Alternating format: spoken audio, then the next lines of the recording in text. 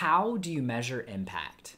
In today's episode of the Silicon Alley podcast, we're going to be talking all about impact as I sit down with Mitch Stein.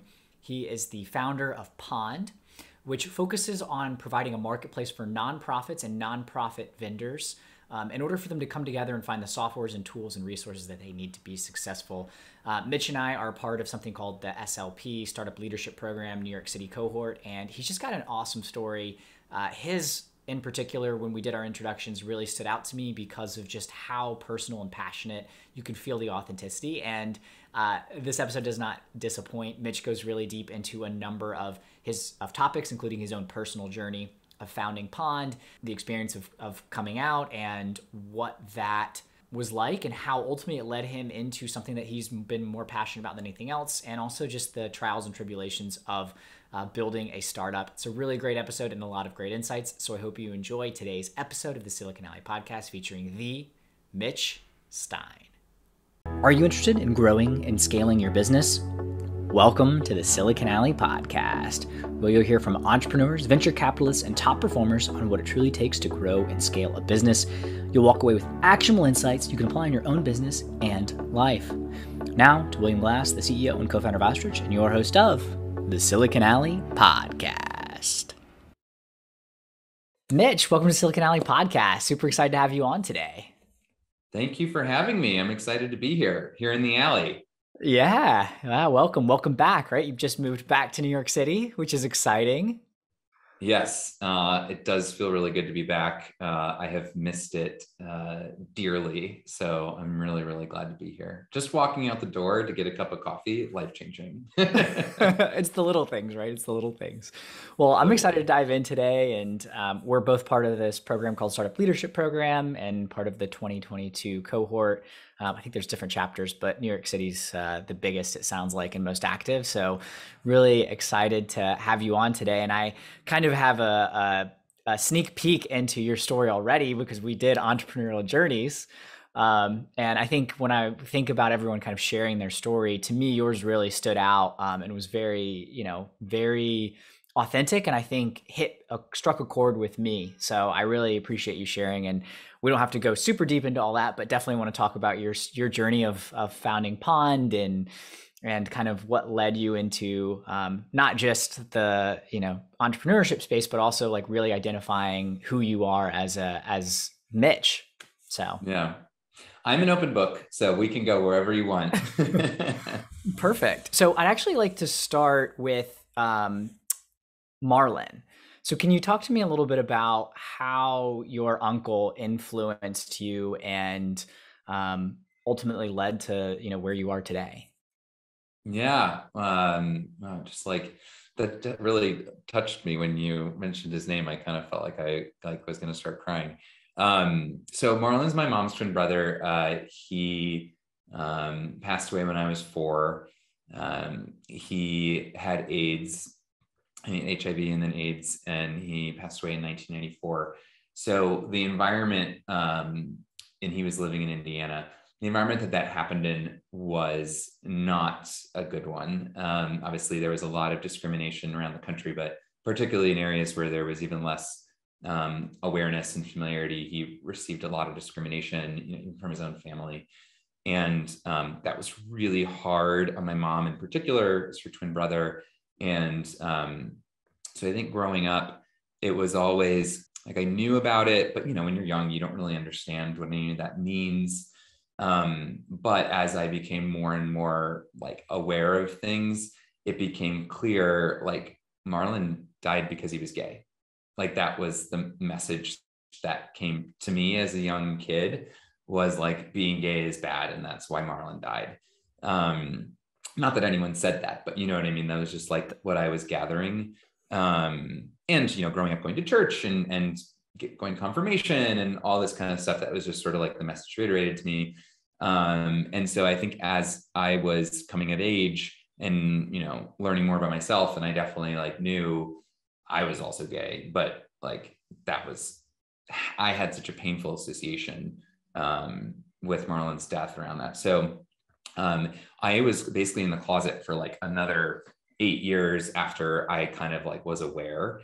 And after I graduated college and moved to New York, I ended up coming out. And it's funny enough, like I started off working at Goldman, and I think most people have this image of Wall Street being this like bro-y, like totally unaccepting, like hateful place. And honestly, Goldman was like a big reason I was able to come out and feel, excited and feel good about it, because there's so much of the leadership that were out, LGBT folks, so much support, such a huge network. I mean, the CEO, Lloyd Blankfein, was the first CEO to sign the marriage equality like petition with all the Fortune 100 CEOs way before it was cool, and so that was huge for me. And I felt like all those worries I had about not being successful, or it being a painful thing to come to terms with, that all of a sudden like vanished, where it was like, well, there's all these, this is like the pinnacle of success here at Goldman Sachs, and all these people thriving. And it was also really helpful for my parents, right? Because that's, people are just worried. And so, they'd come to New York and they'd visit and they'd meet some of my mentors in the network. And it was just this like amazing experience that I don't think that's not most people's story about being an investment banking analyst at Goldman. But it has a really special place in my heart. And I also joined their charity bike ride from Boston to New York, which they had a team for Cycle for the Cause, which is a part of the LGBT Center in New York. And so they had a team of like 100 people that would all do this ride together, the Northeast AIDS Ride. And so my dad and I actually joined that together in my uncle's honor. And it was this like really amazing way we got to start celebrating him, which was just something that didn't happen before that. And I think for my whole family, it was like, it could turn from something that was shameful and just sad into a real celebration. There's such amazing community on that ride. I think it was the first time my dad spent a lot, like consecutive days around a big group of largely queer people. And it just revolutionized my relationship with my parents, like our family's connection with Marlin. And I ended up joining the board at the center. I got Lloyd Blankfein to be their honoree at their annual gala, and we raised like $2 million. It just like became this massive part of me. And I just think that all goes back to, I have this just really important connection with Marlin that I've grown to better understand and learn to just like let it take me, like follow that and not fight it so much. And good things tend to come out of it. Yeah. Thank you for sharing, Mitch. I think that's just such a cool story. And obviously, really sad what happened to Marlon, but the way that you've been able to carry on his legacy and how it impacted you, I can only imagine, growing up, what that must have been like, having that kind of narrative, again, not necessarily told to you, but that's how you interpreted from every outside signal, and kind of dealing with that identity piece yourself and what that meant. And yeah, I appreciate you breaking some stereotypes too. Didn't know Goldman Sachs, you have that kind of that association, as you said, of like Wall Street bros. And it sounds like you really found your place, which is awesome. Yeah, I mean, there was so much community there. And I think the connection to the center too, the people were just, Goldman is also an incredibly philanthropic place, in terms of pretty much everyone you meet there has some board affiliation or nonprofit engagement. And I know there were a lot of other corporate teams that did the ride, and everyone was always like, wow, it's amazing how much easier it is to fundraise. Because people at Goldman are just like, it's just, oh yeah, you're doing right. Like people were all wanted to participate and support each other. They have really great like matching. The partners all get like an allocation of a charitable trust every year to give away. So partners were writing me like $1,000, $5,000, $10,000 checks, which was like nothing out of this, because it's like monopoly money. It's like a use it or lose it kind of thing. So yeah, there's amazing support there on all these things that I really cared about. Yeah. So you ended up in the nonprofit having this connection with the center on the board. And as you said, Goldman was a very giving place. Talk to me about how you ended up in nonprofits and how this kind of started to spark the idea for Pond and identified the need that ultimately led you to start this company. Yeah. So I think, when I was doing the fundraising for the ride, we had this amazing story about my dad and I doing it together, and for Marlin, and I just started like this email campaign. Basically, it was nothing. In hindsight, now I see that I was like actually had a marketing effort, but I was just like sending out an email every week, and I would, share pictures, and I would write a little story or share a story about Marlin, and to also just talk about the cause. Like, people didn't know that AIDS was still classified as an epidemic, and how much worse the problem is in communities of color and young people, and particularly with trans individuals, and just really educating people in a informative way, but also just like more celebratory of how, the excitement around the event and stuff. So we ended up, and I would have like leaderboards in my emails. So that there was some like competition between especially different partners at work who, like, if you hadn't donated yet, like so-and-so already did. And I would just shamelessly send this to like thousands of people internally at Goldman, which like, I'm sure I could have gotten in trouble for that. So I ended up I was raising over $100,000 a year just doing that. And I would get so many people, because then during the ride every day, I would send like a recap out to all my donors, like hundreds of people. And I really love writing, and it's a real outlet for me. And I would just have so many people being like, this should be your job. Like, this is amazing. And I had that feeling of like, wow, I love doing this. I feel like we've all had that when you have your job, but when you're doing something that you really love. And for me, I loved writing. I loved storytelling. I loved fundraising, and I loved like just getting people engaged in something that they really cared about. And so that was always in the back of my mind. The center went through a tech search for like a new product to run their fundraiser on. And it was what I heard about it from the staff was like, oh my God, that sounds terrible. It was just it was chaotic. They got ripped off by a prior vendor. They had to like sign an NDA to get out of a contract. And I'm like, to run a fundraiser? Like, what is this?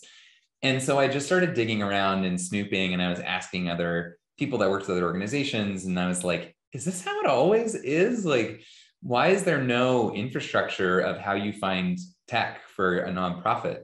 And everyone was just like, oh, well, they're nonprofits. So they're just like 10 years behind in their tech, and it's okay. It's just, poor nonprofit, like very pedantic attitude that just like infuriated me.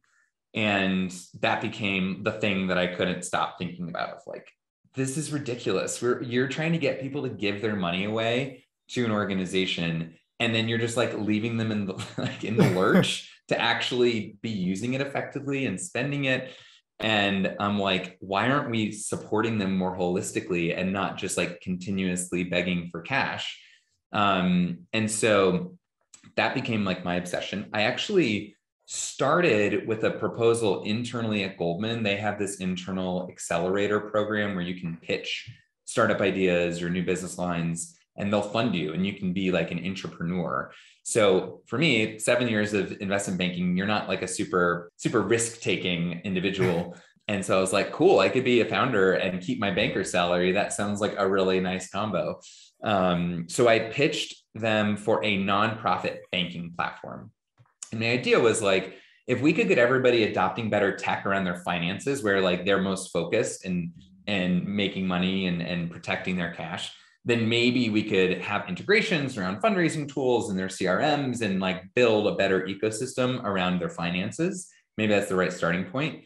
And it's a really interesting business opportunity. There's no brand that is like the bank for nonprofit. There's no SVB as to startups as there is for nonprofits. It's very localized, a lot of like community banks and all that kind of stuff. And nothing digital, for sure, nothing digital. And Goldman was all about like, how do we leapfrog the brick and mortar and be like a digital commercial bank? So we put this pitch together. We got all the way to the end of the process. We had a team of experts across the firm working with me. We got to work with McKinsey on a week-long offsite to kind of flesh out the business plan. And then we got to pitch to the firm-wide investment committees, like all the head honchos, and they said, no, thank you. And I was devastated. Our like advisor in the program, I'll never forget it. She had me come into an office and she was sharing the outcome, and I broke down sobbing, like just sobbing, crying. And I'm like, I don't know what's happening to me. Like, I'm kind of a hard ass. I never cry. Like, I've never cried at work. And it was just like such a profound realization, like, wow, this meant more to me than anything I'd ever done professionally. And she was basically like, you can go do this. Like, she kind of like gave me permission to be like, you don't need us, like, go, like, and I talked to my team and they kind of said something similar. And that was the push of like, wow, I really could just do this. Like, what am I waiting for? And we're like, okay, but I'm not going to go make a bank. That sounds horrible. As I'm sure That's a lot you would work. Appreciate. Yeah. Yes. And so I'm like, what else could we do? And the feedback we got from people was, great product idea, but the problem is there's no distribution. Like, it's really hard to get to these customers. A big firm like us just can't make the investment and expect to recoup our ROI fast enough. So when I heard that and thought about it, I was like, it's a good point. The go-to-market's too hard. If I'm getting that feedback here, that means the same thing is happening at hundreds of other companies that could also be innovating for this sector if they could only more easily access the customer base. And I was like, ding, ding, ding, this needs a marketplace. There's no marketplace. And how could we build that? And then that's when I started to be like, oh, well, I've worked with a lot of marketplaces, auto marketplaces or home marketplaces. And I was like, there's a lot of similarity in how a consumer makes a big ticket purchase decision on something that they are not an expert in. And you think about what that was like 20, 30 years ago. And now, like, I could go spend $50,000 on a car and have it delivered to my door and not think twice about it or worry about it. It's just like, that's how it works. And I don't know anything about cars. And the buying process, when you are a nonprofit or a startup, frankly, or a small business, you're all of a sudden making purchase decisions on a bunch of important stuff that you don't know anything about. And so, like, how do you go about that? You're like, looking at online reviews, you're looking, asking friends, and it's so haphazard and disorganized. And so I was like, wow, there's a lot we could pull from these other precedents and create that real like B2B service tool and service marketplace for that like tail end buyer, the nonprofit, the small business, the startup. That makes sense, Mitch. Yeah, being able to pivot when you've realized that this is something that is really important, and having that experience of like, wow, like I care about this more than anything else, I think is a really profound experience. And then, having an advisor who's able to say, hey, you can do this, and give you that push, I think is also really important and a great step. So I'm curious. So you figured out where Pond could go, not being built as a bank within Goldman, but on your own. What's the like quick one to two sentence, like, here's what Pond is, here's what we do, and the value that we provide to nonprofits? Yeah, so it's a marketplace for tools and services nonprofits need to truly thrive. And it's the only place that nonprofits actually get paid to discover solutions to their problems. So we've done two things that I think are really important. One is just setting the marketplace up that doesn't exist. So you're breaking through that information asymmetry of just knowing what is out there and having a organized pathway to start exploring and engaging. And that was all we had in our initial version, by the way. So It was like, I would describe it as the Expedia model, where we had all the options. All the options you could explore, had them neatly categorized. People could leave reviews. Great. No one would use it. And so we realized there was this second layer of like, how do you start to solve the hurdles beyond access to information? People don't have time. They don't have money. They are uninformed. They don't know what they should be using or what they should be looking for. And they don't trust anybody. they're getting hounded by salespeople constantly. And they don't want to talk to anyone that's trying to sell them something. And so that's what we spent a lot of time iterating on. And what I kept coming back to was the fact that, well, because it's so hard to access these customers, like I heard at Goldman, all the companies that are doing that are spending a crazy amount of money on their go-to-market and their marketing. And where's all that money going? It's going to Google, it's going to Facebook, it's going to LinkedIn, maybe to some conferences they're sponsoring. None of it's actually going into the pocket of the person they're trying to reach. And that was like the revolutionary twist that we made to say, wow, when we think about it that way, like a marketplace where vendors are almost shopping for their customers, but in a way where they are getting valued for their time, and we can start to incentivize, better engagement, streamline the process, save them time, create a trustworthy platform, and put real dollars in their pocket to start to make these things seem more accessible and be more accessible, made a really big difference. Yeah, that's really interesting, Mitch. And you listed all those challenges, and to me, it also sounds like why a lot of people don't, when I think about it from an ostrich lens, why a lot of people don't take action on improving their finances. There's all the resources, there's all the tools, there's all the information, but how do you get people to actually take action? And that's, really interesting how you identified that from a go-to-market perspective, right? Of how expensive it is. So what was that like rolling that out? Because I can imagine that that's a bit of a shock to people to say, hey, like, why don't you actually pay the person, or maybe tell me exactly, describe to the audience exactly how it works. But I'm imagining like I pay to access this person's calendar and take a meeting with them. Yeah. So if you've ever used like Angie's List or Thumbtack, that's really a lot of how we've tried to replicate it, where the nonprofit is providing some information around their needs or problems they're facing. And then vendors are able to look through those and say like, oh, I think I can help. And they want to talk to them. So then they get messages on the platform. So it's not, they don't like immediately get access to their calendar. It's a dual opt-in. So the vendor makes the first move, and then the nonprofit, it's like a dating app, honestly. People have likened it to a dating app where the vendor makes the first move, and then the nonprofit gets to look through those messages and think like, oh, this looks, or even like there's demo videos, they can go do some preliminary research. And then they're able to say, okay, I want to meet with these 5 people, book meetings. They have direct to a calendar link to pick some time. And so the vendor, in our original model, the vendor was charged $120 when those meetings took place. And as long as the nonprofit filled out a quick review at the end of the meeting, they would get $100 in their account. And then they would be able to spend that balance when they found products. Rolling that out, it was interesting as a starting point because vendors really liked it. They were really good leads. They were high quality. There were 2 main problems that we encountered in our first 9 months of running that style of a platform.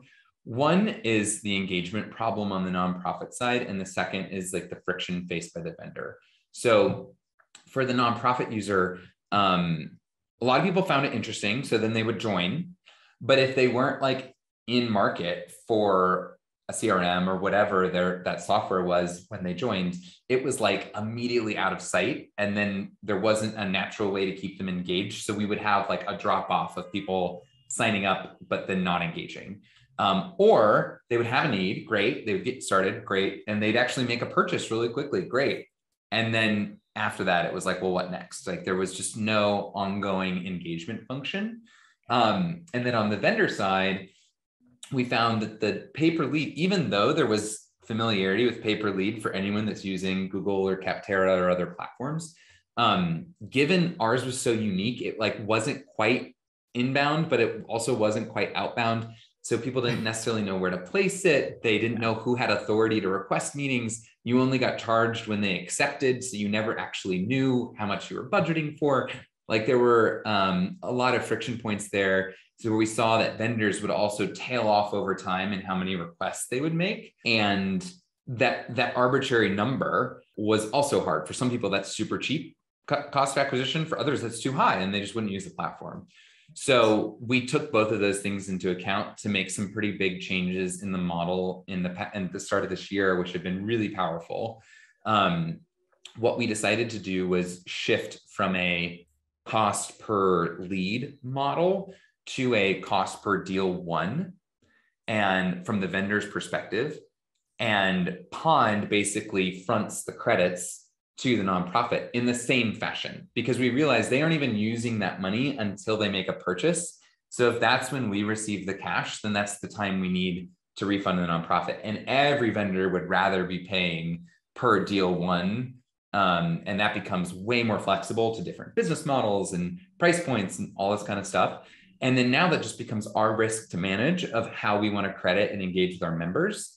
And it also, we realize like, oh, there's actually way more things we can be giving people credits for or allowing them to spend on, which solves that engagement problem where like we have weekly webinars where people join and they get credit in their account for filling out the survey at the end.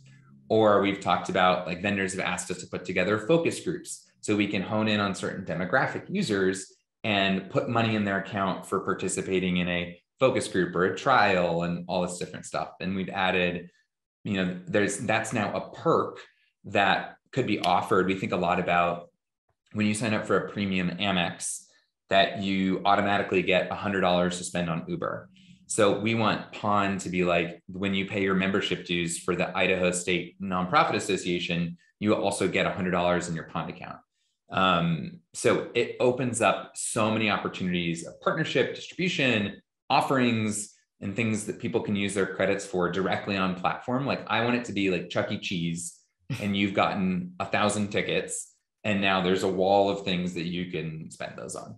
Yeah, no, that's really interesting, Mitch. And it sounds like, yeah, you really solved the engagement problem by listening to the numbers. And it sounds like customers, were you actually interviewing customers to get that feedback on both sides? Or was you just looking at the numbers and saying, okay, well, there's a problem here, let's try this? Yeah, I think something that's been really valuable for us all the way along, and you've probably just heard in this conversation that those are basically, we've had like 4 major pivots already, is that no one on our team, actually, none of the 6 of us have ever worked at a nonprofit before. And actually none of us our head of engineering has worked at a startup before. So we are like total outsiders on both sides of the equation. And I think, but like familiar, right? And I think what I've found to be really valuable is like real awareness of that outsider status, because I don't come into any conversation thinking like I have the answer. I'm always learning. And I think being a sponge for feedback and input from people has been the most valuable thing, because there are so many people in the nonprofit sector in particular who will say like, oh yeah, I'm a nonprofit expert. I know all the nonprofits. The nonprofit market is so fragmented and localized. Like literally every community has hundreds of nonprofits. Like there's 2 million of them in the country. And like, I've been duped many times by someone who says, oh, I know I'm a huge influencer in the nonprofit space. It doesn't exist. Like, and so we had to be listeners everywhere, like all kinds of users all over the country, all different markets, types of organizations. Also nonprofit as an umbrella term, that could mean anything. It's a tax status, right? It means a hospital. It means like we have an auto body shop that's a nonprofit that also does foster care. It's like, it is all over the place. And so I just think that awareness has been key to answer your question. Like, yes, we were talking to people constantly, and we got really good feedback because no one else was listening. So people really, when you're in an underserved market, and that's what I think would be really interesting for your audience, is like nonprofit tech is not sexy. People do, like, from the VC perspective, and we can talk more about that later, it is unbelievably hard. You have to have so much traction for anyone to buy that this could be a big business. And because of that, the space is incredibly underserved. So I actually think that's a huge opening for innovation, because people actually really value when you're listening to them and trying to innovate. Like, I just think of all the grace we've been shown by both sides of our market while we've been figuring it out, to like give us feedback, pay for something, have it not go well, be there the next time, because they're like, we've made it very like community driven how we're building it, so that we know we're going to get feedback. We're going to like, even when we rolled out this new pricing model, I emailed like all of our vendors about it and ended up having like 70 conversations with people to get their, get their feedback on it. And I just had this moment where I was like, wow, that's really amazing that people were willing to take the time to talk about a new way they could pay us, and us not just have to like roll it out and people be like, okay, just tell me what you're doing. And I just don't think there are many companies that have that in the B2B space in particular. It's really hard to feel like you have a personal relationship with the audience. So I do think that is a real differentiator.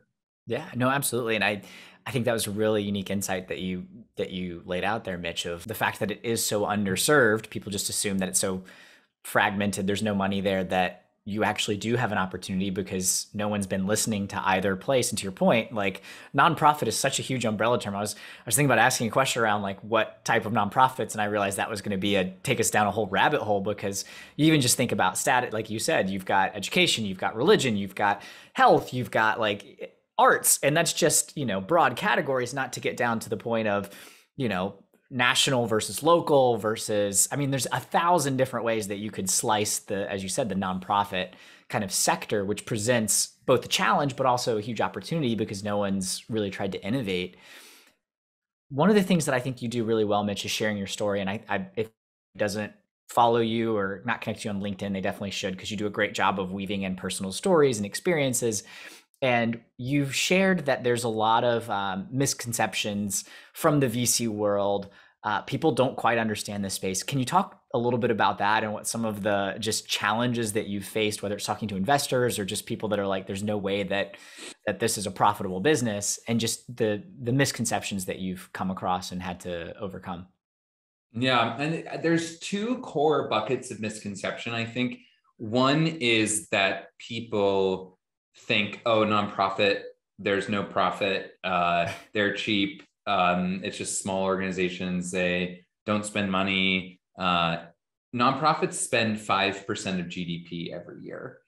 And, it's similar to like the SMB B2B space 10, 15 years ago was not hot either. Like people thought that was bad business. In the last 5 years, you think about like MailChimp and QuickBooks and all these like huge businesses that have taken off as we've seen the power of a large B2B market. So I do think that nonprofits are kind of part of that next frontier of solopreneurs, like these budding themes where people need to be better served and can be better served with more infrastructure and data, even in a fragmented market, because there's an answer. It comes with volume, and it comes with like better tracking and engagement that I think we can deliver. So that's like the core misunderstanding, which is frustrating as a founder. But at the same time, I just keep telling myself, like, if everybody was on board, then we wouldn't be truly innovating. It's like someone once told me, if you're truly innovating, it feels like you're screaming into the wind. And that came up from talking about being worried about someone stealing your idea. And I love this conversation. Like whenever I come across someone on on LinkedIn that has their status as like stealth startup in the crypto NFT space, and you're like, okay, if you needed to be stealth about what you're building, then it probably isn't that innovative. Because I think real innovation happens when you are screaming it every day at the top of your lungs and no one understands it. And that's really like what keeps me going and excited, is I'm like, that's fine, people don't understand it. Like, I see where it's going. It's really hard in the fundraising context to be told no over and over and over again. Not just like it, when you are doing something more innovative, it just is more personal. So that was really hard. But I think once you get over that initial hurdle and you'd find the right folks that are supportive and the right capital, then you can kind of settle in and like, I'm fine if people think I'm crazy. That's cool. Like it's the right kind of crazy for me. The other category which I would just call attention to that sucks is, so investors are usually wealthy people, obviously. And wealthy people think that being wealthy means that they know what nonprofits do. Like there is this misconception that people think because I donate money that I'm an expert on nonprofit work. You're probably the least informed person on how real work is done if you were a philanthropist. I mean, Melinda Gates just said like her philanthropy decision has been making on this. And she's like, my decision is going to be like handed over to other people because I'm like the least capable of deciding how this money is best spent. And yet donors continuously think they are the expert. And they continuously will say things like, oh, well, this organization needs to be run more like a business.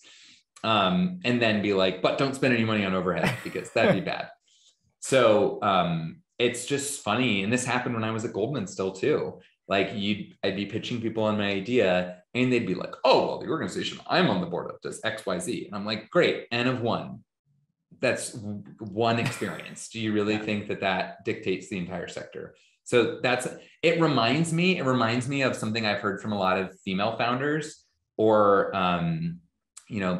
founders of color. If they have like a product or service that's dedicated to an audience that is not white, straight men, that people will say things like, oh, well, I'll have to ask I don't think my wife would use that. And like the number of, like, that's just so demoralizing to a founder to hear that, where it's like, cool, you don't understand this at all. And I just think it's just another example of those biases coming up from having such a uniform, homogeneous investor base in general out there. Yeah.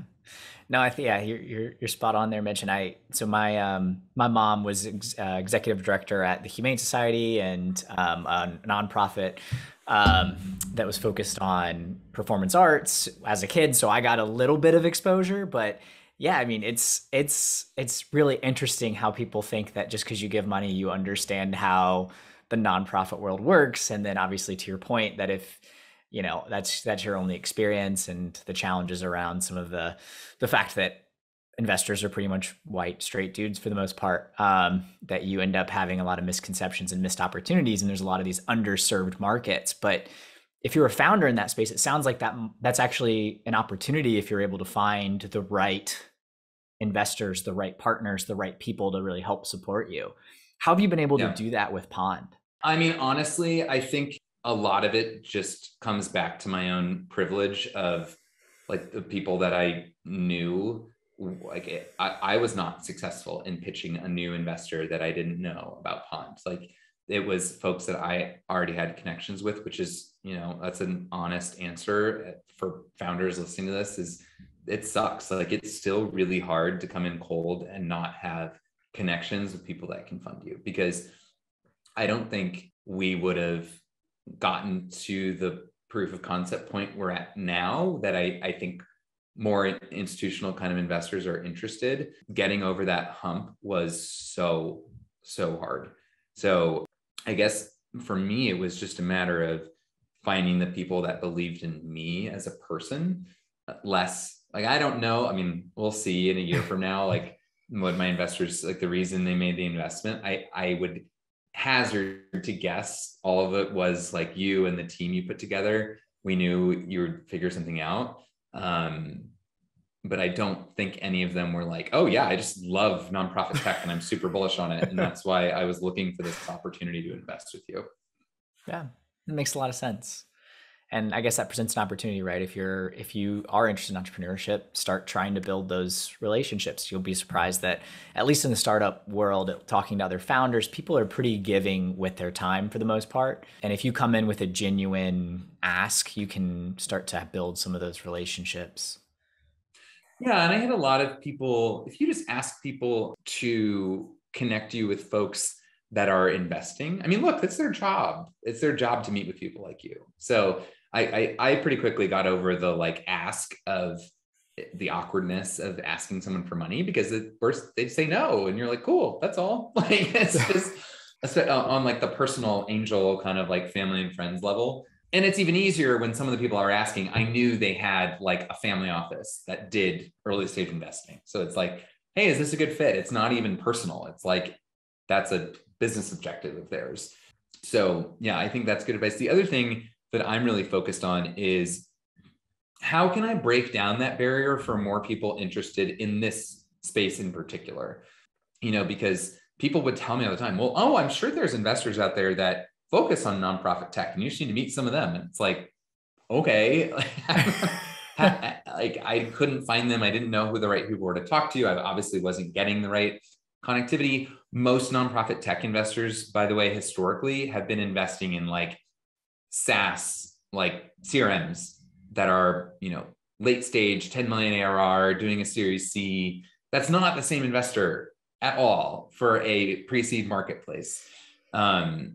So that was really tough, but I would love, a goal of mine is to create more of a professional community on Pond of the people serving the sector, and there needs to be, it's a really unique space because unlike most other competitive environments, there's so much more collaboration and like you're ultimately all trying to get at the same thing. You're like trying to drive more impact and innovation around nonprofits.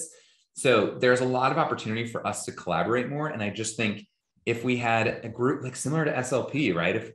If we had a founder group of like 50 founders serving the nonprofit sector, and it's like, hey, which investors were you talking to? And we all of a sudden like, we've got the definitive list of investors for nonprofit tech. Or like, hey, who does a great job of marketing their impact? Or how do you sell to nonprofits? Like, what's the best way to do that? How do you establish partnerships in the sector? I think if we can become a thought leader around that and kind of community organizer, it would be really powerful for the brand and just like the engagement on both sides of the marketplace. Yeah, I love that, Mitch. And you are doing that to some degree, right? If I'm not mistaken, you've got a podcast where you have those types of conversations with nonprofits and kind of give that platform. Yeah, so we have a podcast called The Kids Table, which I am a big fan of the name because I think it really hits the nail on the head of how most people have felt working in the nonprofit sector, is that they're like sequestered to the kids table. So we're kind of like owning and empowering that power dynamic and just talking about it head on. So we've taken that to different cities and tried to interview a collection of both nonprofit leaders and nonprofit tech leaders that are in that geography, and just really go deep on their personal stories and journeys and just show that there's so much to be learned and valued from the leaders in this sector in a way that they're not typically held up. And then at the same time, we do a weekly webinar series where it's more like, I feel like content can either be educational, entertaining. So it veers more on the educational side, whereas the Kids Table podcast is more entertaining storytelling. But the webinars are like specific topic. We bring a handful of experts on it and in how it relates to nonprofits specifically, which I think is a really cool angle and lens we can take to a wide range of conversations. So we've talked about like DEI in the nonprofit setting. We talked about professional development for nonprofits.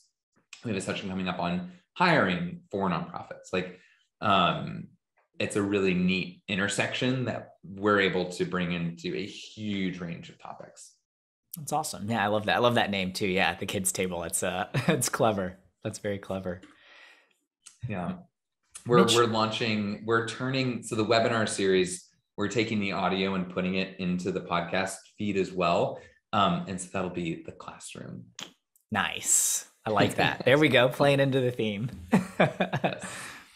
Mitch, I'm curious, what does success look like when you think about where you'd like to see Pond, where you'd like to see yourself as an entrepreneur? What does success really look like, and how do you define that? It's such a moving target because like this fall, we were like 2 weeks away from running out of money.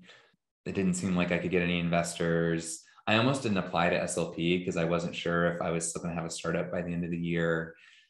It's only February. Like it hasn't been that long and things like completely changed. So it's such a moving target. I feel like I have such a different perspective on, I hear people say at later, oh, raising my Series A was the hardest thing.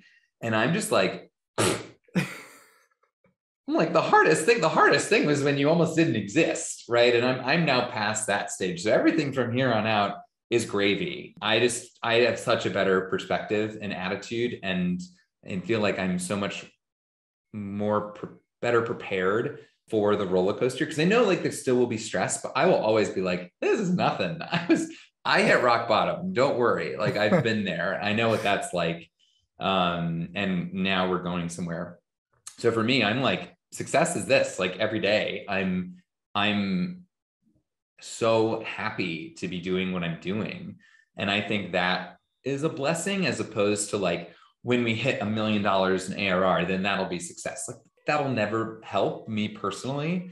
I think growing our impact and touching more people and helping more people is great. And it just continues to excite me. But like, I don't know, right before we got on this call, I had a 30-minute conversation with a woman who started a nonprofit in Austin and trying to build a better theater ecosystem there. And she was just like, oh, so inspired by what Pond's doing. And not only is it going to help me like find the right tools, but I just like, you've got such a great attitude. Like, it's just so much bigger even than the service. It's like, again, when someone feels like you're focusing on them, that's so powerful. And I can see that, I can really feel it, and how that changes people's perspective. To me, like that's success. And I wake up and go to bed excited about what we're doing every day. So it's not really something in the future. Like it's every day for me.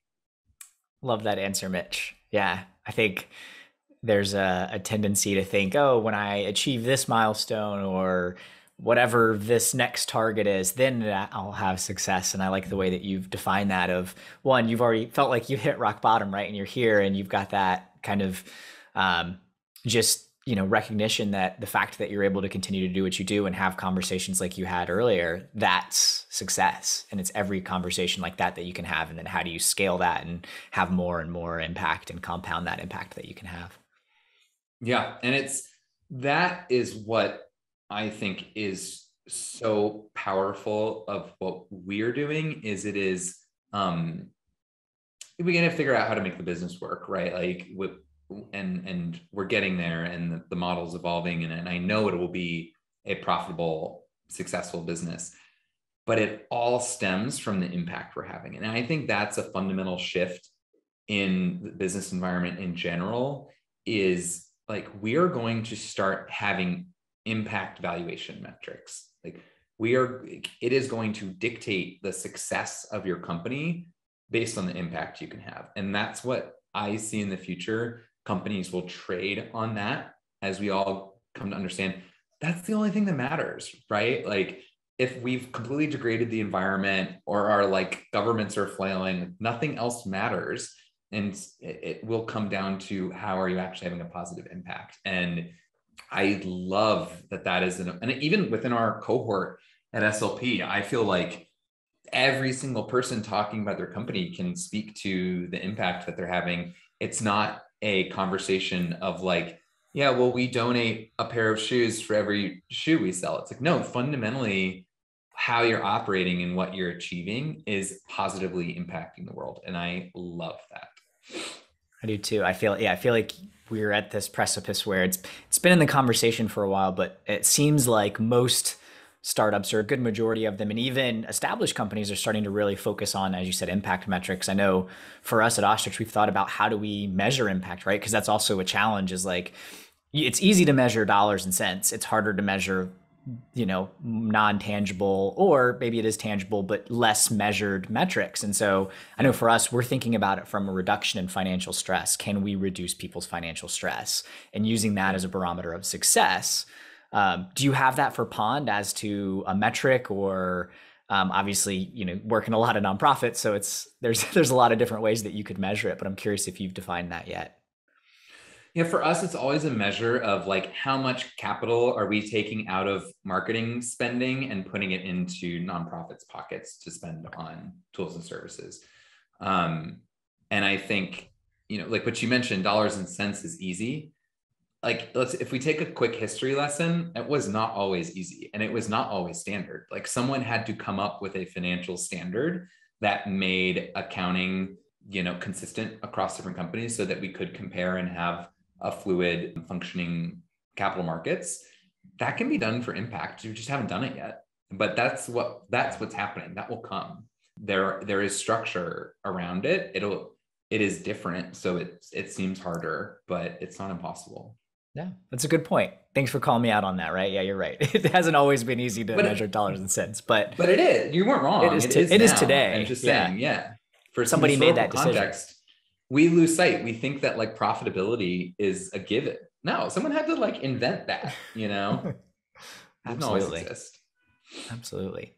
Mitch, this has been a lot of fun. I really appreciate you sitting down. I want to leave you with the last word. So if there's anything else that you want to share with the audience, and then please also let everyone know how they can connect with you outside of this podcast. Yeah, no, I love this conversation. I love the variety of folks you have on. So excited to be a part of it. Joinpond.com is our website. My email is mitch@joinpond.com. If you want to chat impact or startups or nonprofits or whatever, I love to. And as you mentioned, I'm very active on LinkedIn. I'm as loud as one could be on a written platform. So you definitely look me up there. We'd love to connect and just spread the word. If you work with any nonprofits or tech companies or vendors that serve nonprofits, we'd love to talk to them. So send them our way. Awesome. Thanks again, Mitch, for sitting down. This was a lot of fun. Yeah, thanks, William. Talk to you soon. On your way out, please share the podcast with others. It's the only way that the community grows and others hear these incredible stories from entrepreneurs and top performers. And of course, pound that subscribe button so you get notified when new episodes drop every Friday. I'm William Glass, CEO and co-founder of Ostrich, and of course, your host of the Silicon Alley Podcast. Have a very profitable day. You got no time to waste, but still you hesitate. Caught in a circle saying, I'll never leave this place. Some words got you searching for the bright side over and over.